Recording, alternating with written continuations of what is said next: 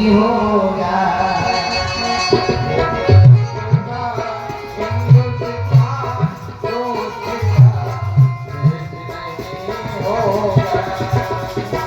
जैसा अपना हिंदुस्तान दूसरा देश नहीं होगा।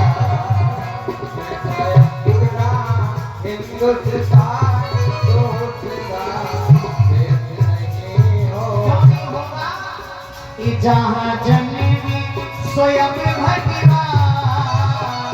जहाँ जन्मे स्वयं भगवान दूसरा देश नहीं होगा। कहते हैं अपने देश को कहते हैं भारत माता। इसी भारत भूमि पर भगवान श्री कृष्ण का अवतार हुआ, राम जी का अवतार हुआ। भगवान का अवतार अपने इस भारत देश में ही तो हुआ। इसीलिए भारत को एक उपाधि मिली माता की, कहते हैं भारत माता। अन्य किसी देश को माता नहीं कहते हैं, अपने देश को कहा जाता है भारत माता। तो बोलिए भारत माता की।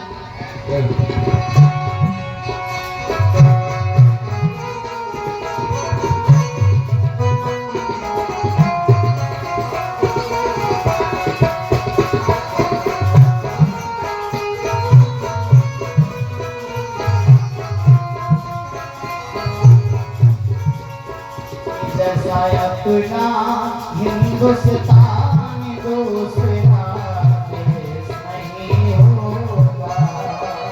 जैसा अपना हिंदुस्तान दूसरा देश नहीं होगा।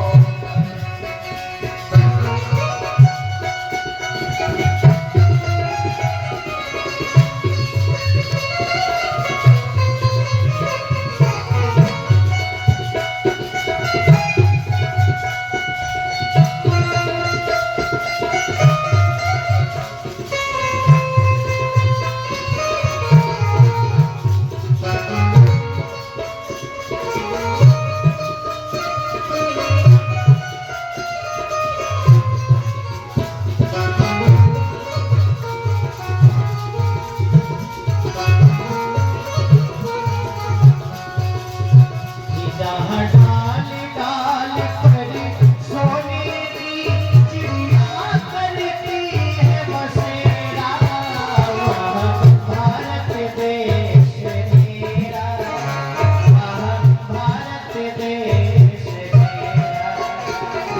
डाल डाल पे सोने की चिड़िया करती है बसेरा, ओ भारत देश मेरा, ओ भारत देश वह भारत देश मेरा, वह भारत देश मेरा। अपने गांव में, क्षेत्र में सदैव एकता बना के रखनी चाहिए। धुंधकारी ने क्षमा प्रार्थना की, कहा भैया हमें क्षमा कर दीजिए, हमसे बड़ी भूल हो गई।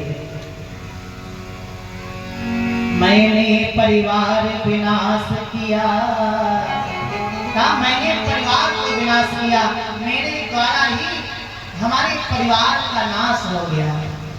मैंने परिवार विनाश किया, अब तुम उद्धार करो भैया। भैया का भैया डूब रहा, अब नैया पार करो भैया। आत्मा को शांति दिलाइए, मुक्ति दिलाइए, हाथ यही बस देना है। आज गोकर्ण जी को दया आई और पावन मंत्रों के द्वारा आवाहन किया सूर्य भगवान का। पावन मंत्रों के आवाहन से सूर्य भगवान प्रकट हो गए। कहा बालक क्या आदेश है, किसने हमें याद किया है? गोकर्ण जी ने प्रणाम किया सूर्य भगवान को। बोलिए सूर्य नारायण भगवान की।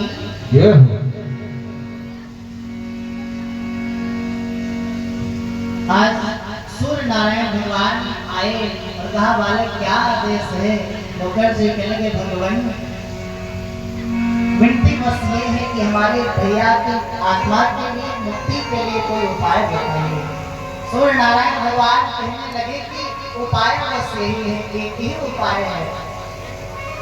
अगर प्रेत आत्माओं को, पापी आत्माओं को कोई मुक्ति दिला सकता है वो है भागवत। गोकर जी गया जी गए पिंडदान करने, अपने भाई की आत्मा की मुक्ति के लिए गए। गया जी ने पिंडदान किया, गया जी का कार्य किया, लेकिन फिर भी आत्मा को मुक्ति नहीं मिली, शांति नहीं मिली। भागवत जी की शरण में आना पड़ा।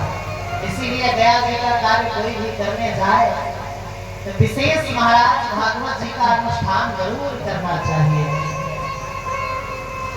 सूर्य नारायण भगवान ने बताया कि भागवत जी के अनुष्ठान से श्रवण करने मात्र से तुम्हारे भाई की आत्मा को मुक्ति मिलेगी, भगवान के श्री चरणों में वास मिलेगा। आज सूर्य नारायण भगवान अंतर्ध्यान हो जाते हैं, चले जाते हैं। और इधर गोकर्ण जी ने शुभ साप्ताहिक पावन कथा का अनुष्ठान किया। धुंधकारी कथा सुनने के लिए आया, लेकिन जहां तक कथा की आवाज जा रही है वहां तक धुंधकारी बैठ नहीं पा रहा है, क्योंकि जहां पर भगवान का पावन संकीर्तन सत्संग होता है वहां पर दुष्ट आत्माएं कोई प्रवेश नहीं कर सकती हैं। धुंधकारी ने फिर पुकारा, गोकर्ण जी ने स्थान दिया 7 गांठ के बांस पर, उसी में प्रवेश कर गया। वो धुंधकारी पहले दिन की कथा सुनता है तो 7 गांठ के बांस की एक गांठ समाप्त हो जाती है, या ये कह लीजिए कि उसके कर्मों की एक गांठ